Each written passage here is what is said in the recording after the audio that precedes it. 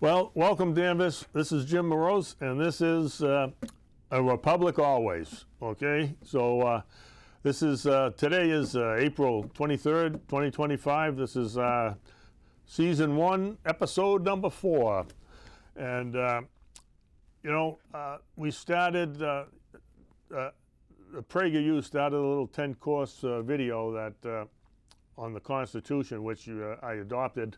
So we played.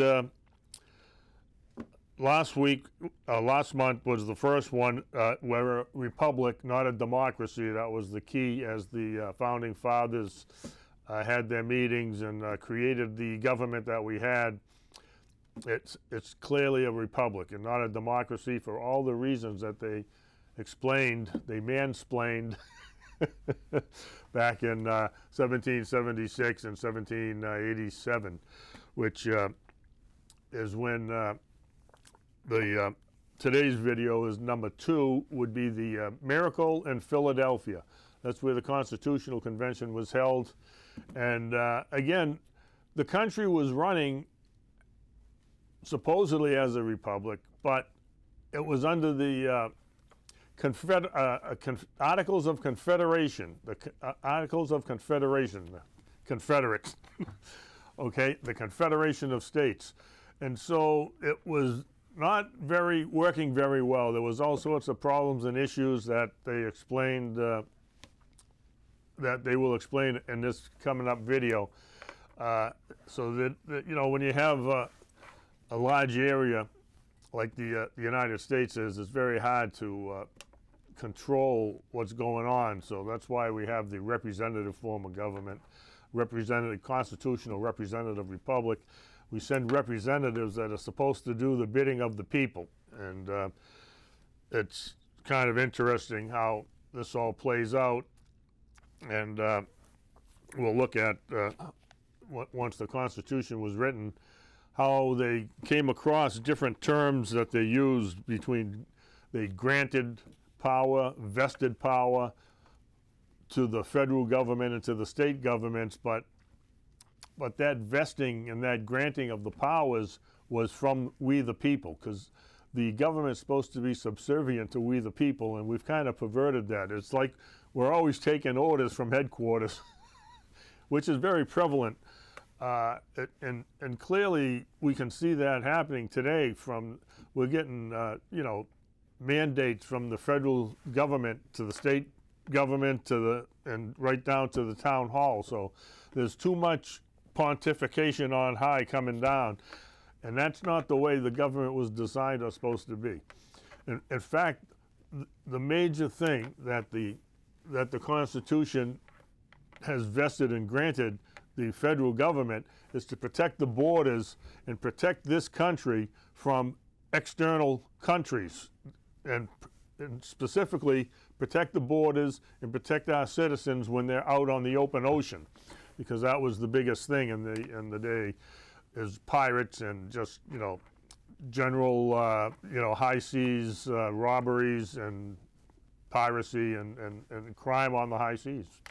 So that's why the Navy was very important, and it protected our merchant ships, and no different than today. We ship things all across these oceans from country to country, and that's one of the big things that the country's supposed to do. And very evident the last 4 years when Joe Biden was president, the Hezbollah was wreaking havoc over there in the Mediterranean, Red Sea, over there by the Suez Canal, and bombing and pirating ships, and so it got to the point where people were going around the long way because they didn't want to go through there to get harassed. And if anybody did try to sneak through, they got pirated. But so this is what happens when you run the government constitutionally as it's supposed to be. Then that stuff stops, because President Trump took military action against the pirates, and I don't think they're pirating anymore, okay? Because, that's what it takes. You can't be weak on the global stage, and we all need to put our big boy pants on and find out what's right, what's wrong, and who's doing what's right and who's doing what's wrong, and take appropriate action. Okay, we live in a constitutional republic, and we need to find out what this republic and this constitution really means and how it's supposed to operate. And I'm telling you right now, that's why I'm doing this show, because we have gone far off the path of the Constitution, and the federal government and the state governments have overstepped their constitutional bounds. They're vested in their granted powers that they should exercise, and they're just, you know, turning into major tyrants to we the people. And we the people need to vote these people out. It's a shame that, well, again, as Thomas Jefferson said, the biggest threat to our form of government is an uninformed voter. And we really need to understand, as, again, I can't say it enough, as Ben Franklin was asked, what kind of government you give us at the end of the Constitutional Convention? And he said, a republic if you can keep it. Well, you're not going to be able to keep it if you don't know what it is. And if you keep people running around here saying, we got to protect the democracy, oh, it's a constitutional crisis, those people don't understand the Constitution. Those people don't know that they are the constitutional crisis. We need to get the ship back in the constitutional lanes. This country needs to get back in its constitutional lane, and that's what this whole show is all about. So, like I said, this one here, this show coming up, this video, 5.5 minute video, you can cue it up, we'll get it ready in a minute, is all about why we converted or changed and had a whatever it is, metamorphosize or just transition. We had a transition from the Confederacy to the constitutional republic because there was just too many issues, and this video will explain it pretty well, and then we'll kind of talk about some of the things that this video highlights. So without further ado, Owen, whenever you're ready, you can just fire up that video. Spring 1787. The American Revolution had been won, but there was no peace because there was essentially no government. There were states, but they weren't united, not even close. There was no mechanism to collect taxes, no way to provide for the national defense. The nation was living on the edge of anarchy. George Washington understood this. So did James Madison and Alexander Hamilton. So did many others. Something clearly had to be done, and fast. The word went out across the land. A new constitutional convention was called for. When Washington announced he would be there, the meeting gained instant credibility. 55 men from 12 states arrived in Philadelphia in 1787 to draft the framework of a national government. There was no guarantee that they would succeed. And even if they did, there was no guarantee that the American people would accept their plan. Failure was a real possibility, and everybody knew it. The different interests of the states were just too pronounced, over trade, taxes, and slavery, to name just 3 of a dozen points of conflict. Yet they all knew that they had to succeed, or there would be no country. Just a loose collection of individual territories sharing the same continent, easy prey for the European powers. Not only was America's future on the line, so was the glorious principle of self-government, as stated in the Declaration of Independence, the reason for the Revolutionary War. So these 55 men locked themselves in a room for 4 months, working 6 days a week through the middle of a hot Philadelphia summer to get it done. They all agreed they would say nothing to the press about their deliberations.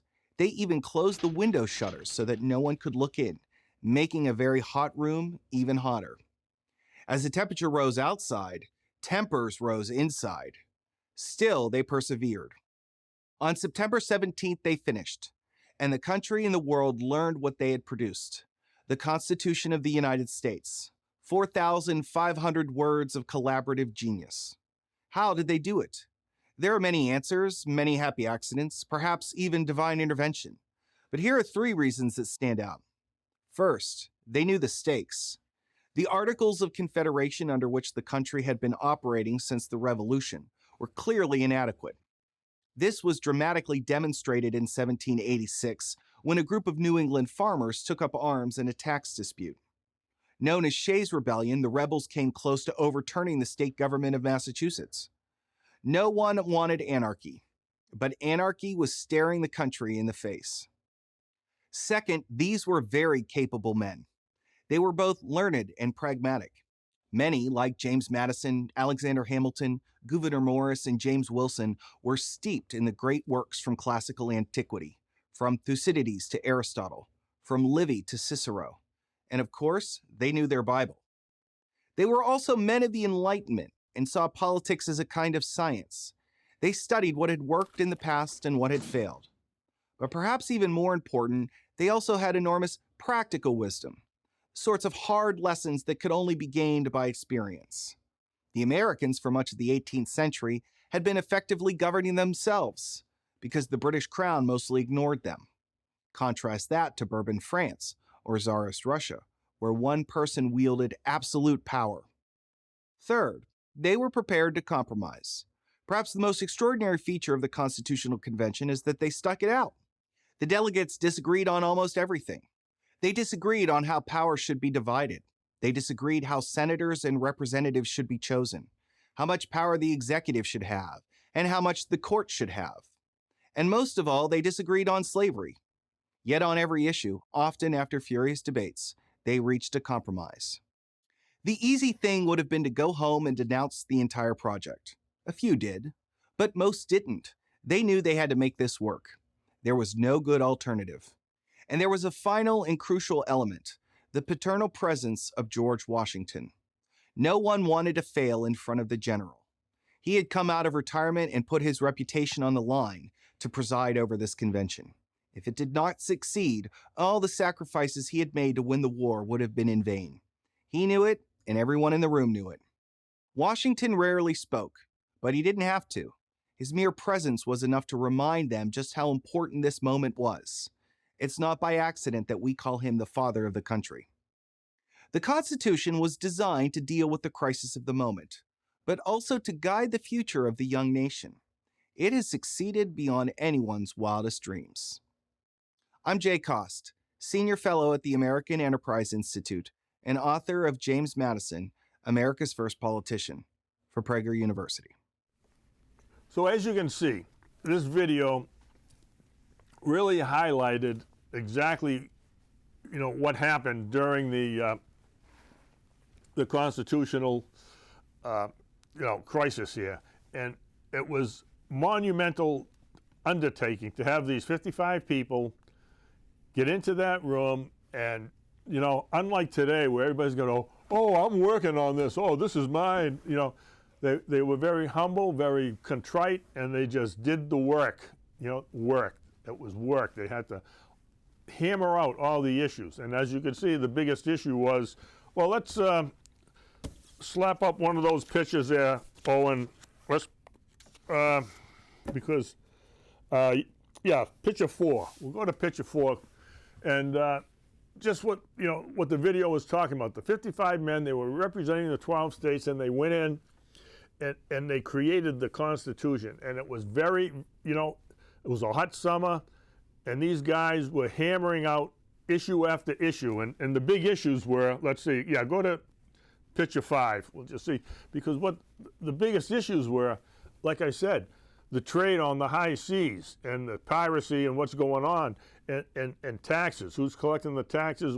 And how are we going to pay for, we had to pay for the war, and we had to keep things going. And then slavery was the biggest issue because, the North was against slavery and the South was for slavery.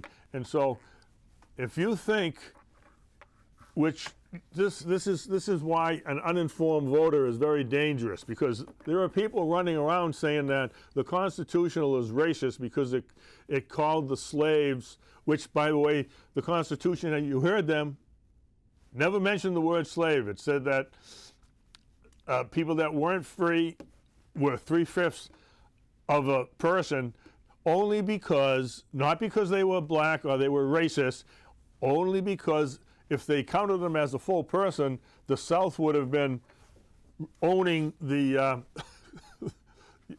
all the representation in the House, and the North would have no they'd always be underrepresented.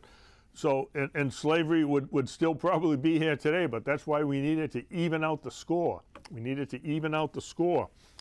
So let's just be clear on that. And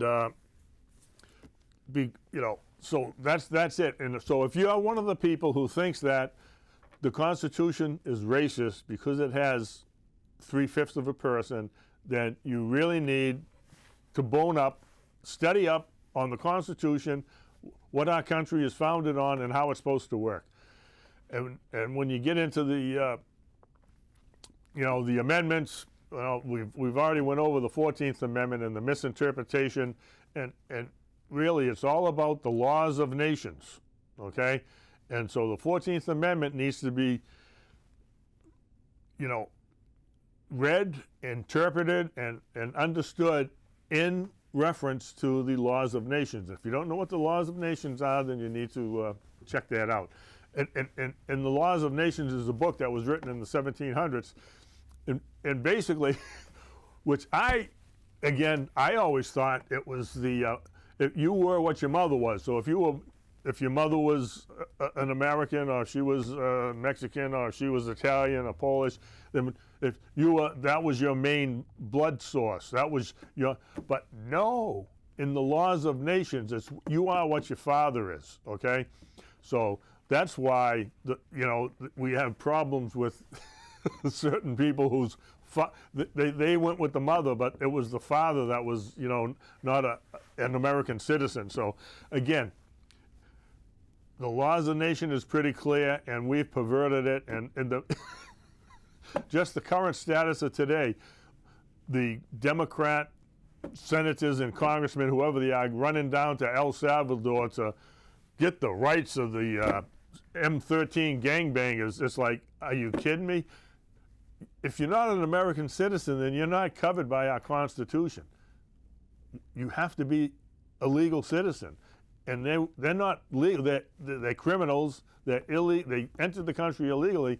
They don't have any protections other than basic, they're human rights. We're not going to, shoot them in the streets, but, if you broke into the country, you're going to have to go back home. And they violate these things time and time and time again. So we really got to, watch out how this goes. Now, I talked about granting and everything and investing in the powers of the Constitution. So Catherine White was here a couple of shows ago, and she's a constitutional expert, and so she writes articles every now and then in certain publications. So I got one of her articles, and I'm going to read it. And so if we can flash up picture number 1, and I'm going to read this in 3 sections because it's this is called Granting and Vesting. This month we look at phrasing that reoccurs at the beginning of Articles 1, 2, and 3 of the Constitution. Those are the articles specifically delineating the purpose, the powers, and the limitations of the 3 federal branches of government. Article 1, Section 1, all legislative powers herein granted shall be vested. Article 2, Section 1, the executive power shall be vested. Article 3, Section 1, the judicial power of the United States shall be vested. What does it mean to grant power? What does it mean to vest power? Let's first note that both of these steps are taken by a power superior and antecedent to the recipient.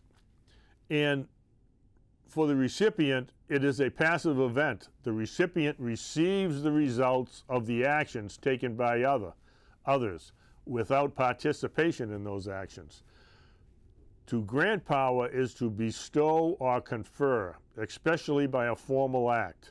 The grantors here are the people and the states of the Union. One of the foundational principles of the United States is that sovereign political power resides in the people, who then grant some of that power to government authorities for the purpose of safeguarding the God-given rights of the people. The state governments hold some legislative, executive, and judicial powers on behalf of the citizens of the states, and are party to the creation of the federal government. Some of the power they had exercised was now given to the new structure. Can we go to the second picture there? Oh, yeah, we may have to resize that. So, when power is vested, it is endowed formally or legally, and the ultimate right to exercise it is determined by the source of the power vested. It is passive to the recipient. The one vested had nothing before the endowment, and such endowment may be reclaimed by the grantor if the conditions of the investiture are not met or are later breached. The extent of such power is assigned to one so vested without the ability to then confer the same level of authority to others outside of the provenance of the original grantor. As stated previously, that limitation applies to all regulatory agencies which operate as if their rules were equal to law. Okay, let's go to slide number 3. I think it's going to have the same problem, but we'll wing it.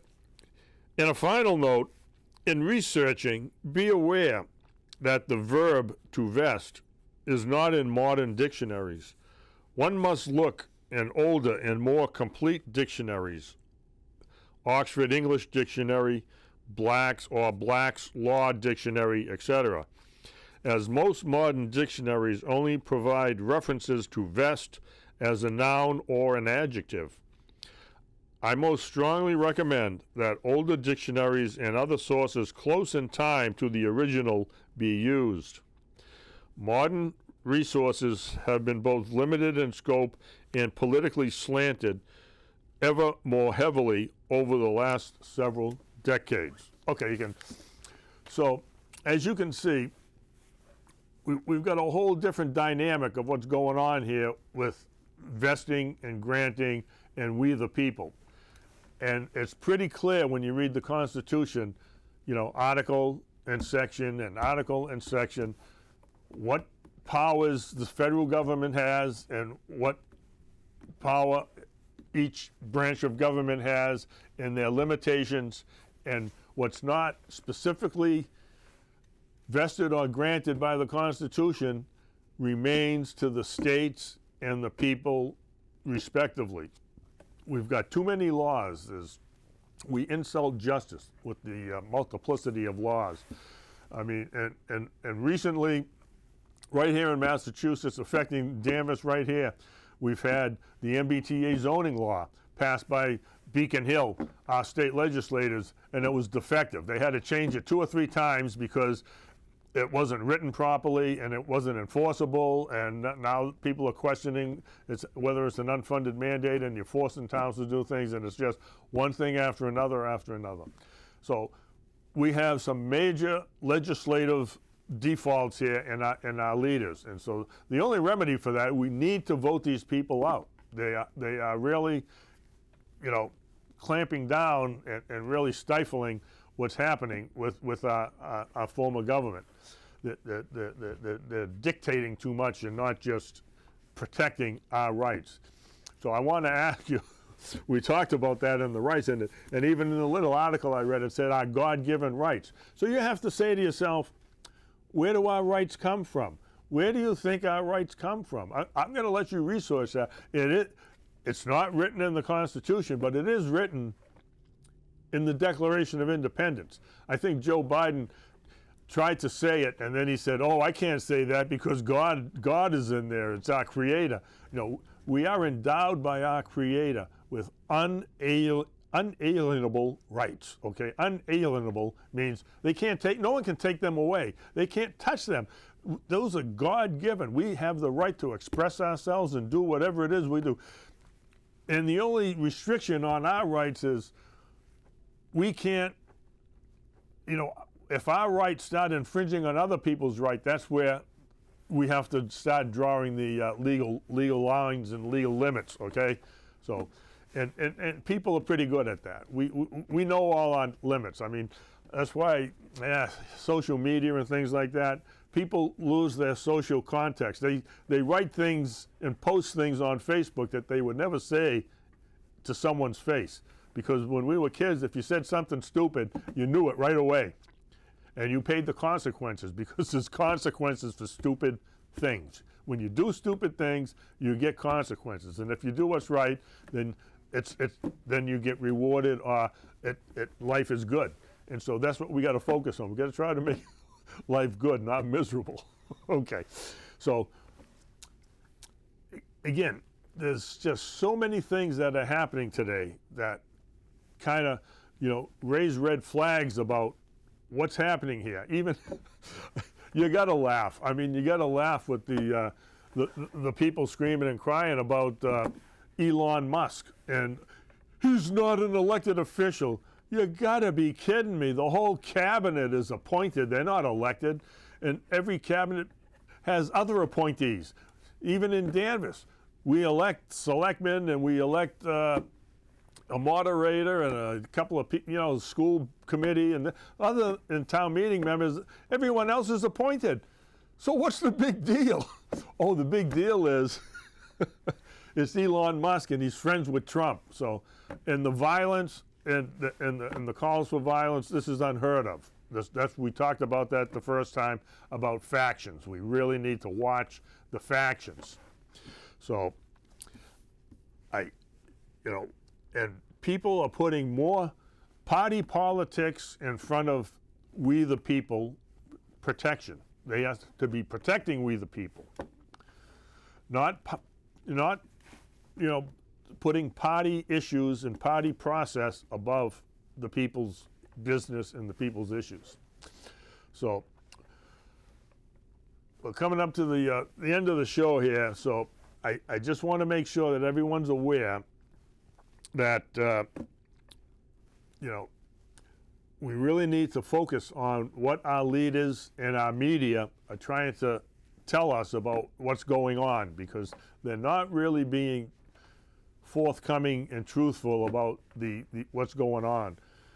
And that's from the media to our leaders. I mean, Donald Trump and Caroline Leavitt, they're doing a yeoman's job of being transparent. I think Donald Trump and Caroline Leavitt have had more press conferences, and I think someone came up with that in the first 80 days they've done like 20 times more press conferences than Biden did in his whole 4 years. Okay, that's because Joe Biden was incompetent, and the media covered it up.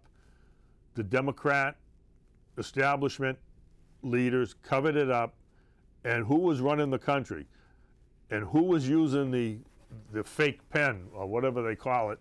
He was using the auto pen to sign all the bills and everything else. So, and they pardoned people who haven't even committed crimes yet. And so, and they're not even telling you what's happening, because Fauci and all these people are going to be arrested for what they've done, because they violated laws and everything else. So we're going to have to call it here. This is the end of episode 4. Next month, we'll get into a little more detail of the Constitution, but please, you need to do yourself a favor and stop listening to all the stupidity online and social media, on TV, and these news reports, and you need to start focusing on facts and reality. So God bless you all. God bless you all. God bless America.